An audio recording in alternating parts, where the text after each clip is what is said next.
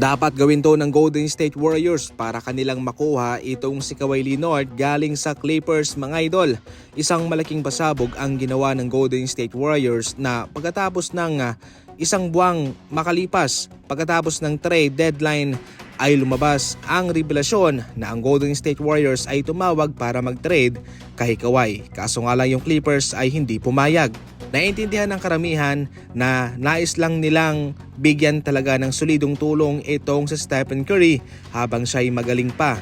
Ngayon itong si Kawhi Leonard ang kanilang tinatarget. Yung palagi kong sinasabi rito na prone sa injury itong si Kawhi. Pero kung isang season na healthy lamang siya ay tsak na mabibigyan niya, matutulungan niya ang Golden State Warriors na magkampiyon. Ngunit mayroong malaking kabayaran ang trade na ito sapagkat hindi rin naman papayag yung Clippers na wala silang matatanggap aba magdedeman sila ng kapalit. Pwedeng ipadala ng Golden State Warriors si Butler, Podziemski at isang first round pick para kay Kawhi Leonard. Isang malaking sugal to para sa Warriors pero ayun nga kung healthy lang si Kawhi ay instant championship naman kaagad ang maibibigay niya para sa Golden State Warriors. So bali ang magiging lineup dito ng Golden State ay Kawhi Leonard, Stephen Curry, Kristaps Porzingis at Draymond Green. Maganda rin po ito kay Kawhi kung siya'y mapupunta sa Warriors sapagkat hindi na siya mabibigatan sa pressure sa pag-score sapagkat marami siyang katulong. Kaya hindi na rin siya ma-injured sapagkat pwedeng limitahan na muna ang kanyang minuto. Hindi na masyadong mabigat ang load management sa kanya.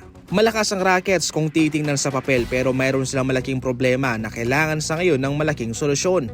Ang kanilang problema ay primarily kay Kevin Durant. Nag-i-struggle ang Rockets kung nalilimitahan, kung nasa shutdown ng kalaban itong si KD. Ngayon ang dapat nilang gawin mga idol ay bigyan pa nila ng mataas na minuto itong si Shepherd.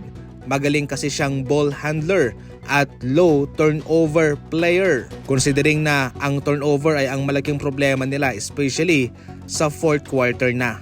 Ngayon, napaka-obvious na pipigilan talaga ng kalaban itong si KD o si Alperen Sengun kaya dapat na samahan sila ng mga asintadong manlalaro. Marami ang nakapansin na medyo nakadepende lang talaga sa ISO itong Rockets kay Alperen Sengun, kay Jabari Smith, kay Kevin Durant. Kaya kung napipigilan ang mga iyon ay nahihirapan na sila. Samantala yung kanilang mga defender naman na si Eason at si Finney-Smith, yun din po nagbibigay din po yun ng factor sa kanilang mga pagkatalo. Dapat nilang pagbutihin ang kanilang trabaho bilang defender para mapigilan nila yung kalaban. Kahit papano na magaling dumepensa yung kalaban pero malaking bagay kung kanilang mapipigilan din sa pag-score laban sa kanila. Manatiling updated sa mga NBA updates, tumuto ka lang dito palagi. And as always, thank you for watching.